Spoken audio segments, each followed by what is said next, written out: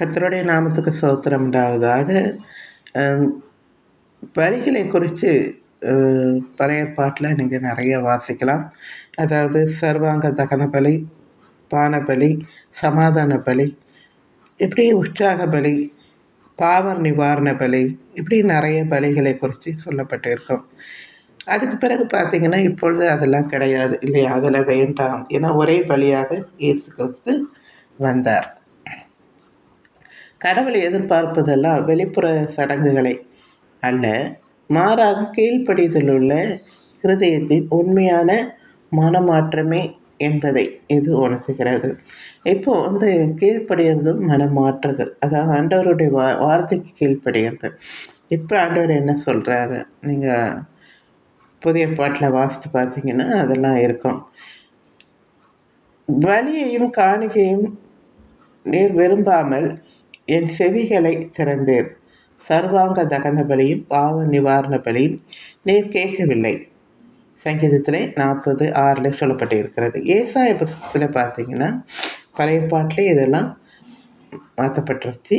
ஏசாயா 1:13-14 இனி வீண் காணிக்கைகளை கொண்டு வர வேண்டாம், தூப்ப காட்டுதல் எனக்கு அருவருப்பாய் இருக்கிறது. நீங்கள் அக்கிரமத்தோடு ஆசிரிக்கிற மாத பிறப்பையும் ஓய்வு நாளையும் சபை கூட்டத்தையும் நான் இனி சகிக்க மாட்டேன். உங்கள் மாத பிறப்பையும் உங்கள் பண்டிகையும் என் ஆத்மா வெறுக்கிறது, அவைகள் எனக்கு வருத்தமாக இருக்கிறது என்று சொல்லப்பட்டு இருக்கிறது. மத்தேயு 9:11 பலி அல்ல இரக்கத்தையே விரும்புகிறேன் என்பதின் கருத்து என்னதென்று போய் கற்றுக்கொள்ளுங்கள்.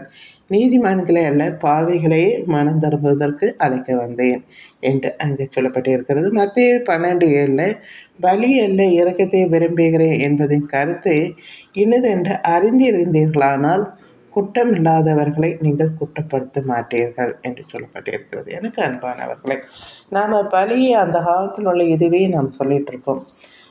அது இல்லை, அதெல்லாம் மாற்றப்பட்டது என்று சொல்லப்பட்டு இருக்கிறது. நாம் இப்போ சபை கூடுதல் உண்டு. ரட்சிக்கப்பட்டவர்கள் அனுதினமும் சபை கூடுதலை வர வேண்டும் என்று சொல்லப்பட்டிருக்கிறது. அது உண்மை. ஆனால் நாம் எப்படி வரும்? பரிசுத்த அலங்காரத்தோடு என்னை தொழுது கொள்ளுங்கள் என்று ஆண்டவர் சொல்கிறார்.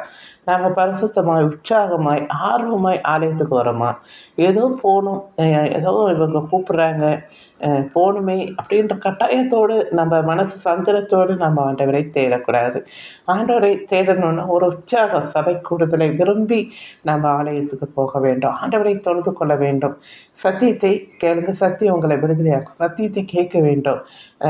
வேதத்தை இன்னும் கொஞ்சம் நம்ம ஊழியக்காரர் மூலமாய் நாம் தெரிந்து கொள்ள வேண்டும் என்பது அந்த ஆர்வம். ஆண்டவரை துதிக்கிறது கூடி, சபை கூடி எல்லாரும் சேர்ந்து ஒருமனமாய் ஆண்டவரை துதிக்கிறதும் கூடி ஜெபிக்கிறது, பாட்டு பாடுறது எவ்வளோ நல்லது இல்லையா? அதில் ஒரு ஆர்வத்தோடு நீங்கள் ஆலயத்துக்கு வாங்க. அதே போல் உற்சாகமாய் இதெல்லாம் ஆண்டவர் இதெல்லாம் எடுத்துகிட்டு வாங்கன்னு ஆண்டவர் கேட்டார் இல்லையா? கட்டாயமாக அந்த பழைய பாட்டில் இருந்து. ஆனால் இப்போ அப்படி கிடையாது.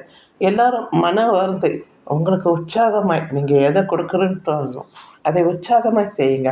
மன வருத்தத்தோடு செய்யணுமா அப்படின்றது இல்லாமல் உங்கள் மனசுக்கு விருப்பப்பட்டதை நீங்கள் உற்சாகமாய் செய்யுங்கள் என்று அங்கே ஆண்டவர் சொல்கிறார். எனக்கு அன்பானவர்களை, மற்றபடி பலியெல்லாம் தேவையில்லை. ஏன்னா ஒரே பலியாக இயேசு கிறிஸ்து நமக்கு வந்தார். அதாவது நம்முடைய எல்லாவற்றிலும் ஒரு உண்மை இருக்க வேண்டும், ஒரு கீழ்ப்படிதல் இருக்க வேண்டும். வெளியரங்கமாக எல்லாரும் பார்க்கணுன்னு செய்யாமல் கர்த்தர் மட்டுமே பார்க்கணும். அதாவது நம்ம வலது கை செய்கிறது இடது கை அறியாமல் இருக்கணும். அந்த அளவுக்கு நம்ம செய்யணும் என்று ஆண்டவர் சொல்கிறார். சரிங்களா? தேங்க்யூ. இனிமேட்டு பலி ஆண்டவருக்கு தேவையில்லை. பலி ஒரே பலியாக இயேசு கிறிஸ்து வந்தார் என்பதை உங்களுக்கு சொல்லி முடிக்கிறேன். தேங்க்யூ.